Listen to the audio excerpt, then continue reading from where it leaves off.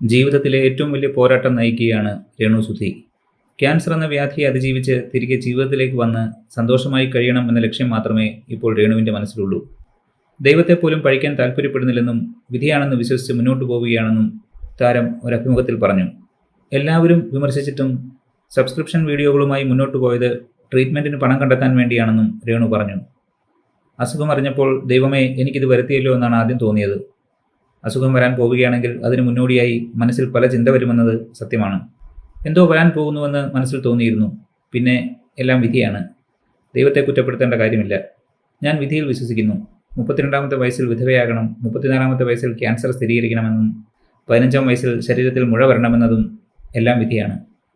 ഞാൻ വലിയ ദൈവവിശ്വാസിയാണ്. ദൈവമറിയാതെ തലയിൽ ഒരു മുടി പോലും കൊഴിയുകയില്ല എന്ന വിശ്വാസമുണ്ട്. ഡോക്ടർമാരെ വിശ്വസിക്കുന്നു. അവരെനിക്ക് ദൈവതുല്യരാണ്. മരിക്കുന്നിടം വരെ ജീവിക്കണം. അതുകൊണ്ടാണ് അസുഖം അറിഞ്ഞിട്ടും മുന്നോട്ട് പോയത്. എല്ലാവരും എനിക്ക് വേണ്ടി പ്രാർത്ഥിക്കണം. ട്രീറ്റ്മെൻറ്റ് തുടങ്ങാൻ പോവുകയാണ്. ജീവിച്ച് തുടങ്ങുന്നതേ ഉള്ളൂ. ഇതൊരു വലിയ രോഗം തന്നെയാണ്. കുറ്റപ്പെടുത്തുന്നവരോടും വിമർശിക്കുന്നവരോടും ഒന്നും പറയാനില്ല. ശത്രുക്കളോട് പോലും ദേഷ്യമില്ല. അസുഖം എങ്ങനെയെങ്കിലും കുറയണമെന്ന ആഗ്രഹവും പ്രാർത്ഥനയും മാത്രമേ ഉള്ളൂ. ചേച്ചിയും കരിഷ്മയുമാണ് എല്ലാത്തിനെയും അതിജീവിക്കാൻ എനിക്ക് ധൈര്യം പകരുന്നത്. അസുഖം മറച്ചു വെച്ചതിന് വീട്ടുകാർ ദേഷ്യപ്പെട്ടില്ല.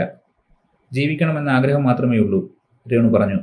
സബ്സ്ക്രിപ്ഷൻ ആരംഭിച്ചതിൻ്റെ പേരിൽ എല്ലാവരും വിമർശിച്ചിട്ടും ചീത്ത പറഞ്ഞിട്ടും ഞാൻ മുന്നോട്ട് പോയത് എനിക്ക് ആവശ്യമുള്ളതുകൊണ്ടാണ്.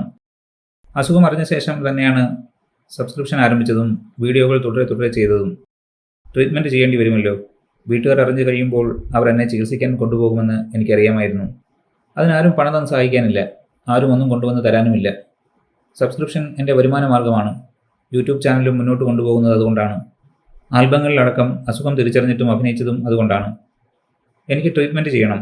എല്ലാം ദൈവത്തിൻ്റെ കയ്യിലാണ് എന്നും രേണു സുധി പറഞ്ഞു. നിരവധി പേരാണ് രേണുവിൻ്റെ വെളിപ്പെടുത്തൽ വന്നതോടെ ആശ്വസിപ്പിച്ചും പ്രാർത്ഥനകൾ നേർന്നും എത്തുന്നത്. രോഗം ഒരു ഇടവേള മാത്രമാണ്, ജീവിതത്തിൻ്റെ അവസാനമല്ല. മനസ്സ് തളരാതെ, പ്രതീക്ഷ കൈവിടാതെ നിൽക്കൂ. നിങ്ങൾ വേഗം സുഖം പ്രാപിച്ച് വീണ്ടും പഴയ സന്തോഷത്തിലേക്ക് മടങ്ങിയെത്തട്ടെ എന്ന് പ്രാർത്ഥിക്കുന്നു. രേണു പൂർവാധികം ശക്തിയോടെ തിരിച്ചു വരും. എല്ലാവരുടെയും പ്രാർത്ഥന രേണുവിൻ്റെ കൂടെയുണ്ട്. കളിയാക്കിയിട്ടുണ്ട്, പക്ഷേ ഇപ്പോൾ കുറ്റബോധം തോന്നുന്നു എന്നിങ്ങനെയും കമൻറ്റുകളുണ്ട്.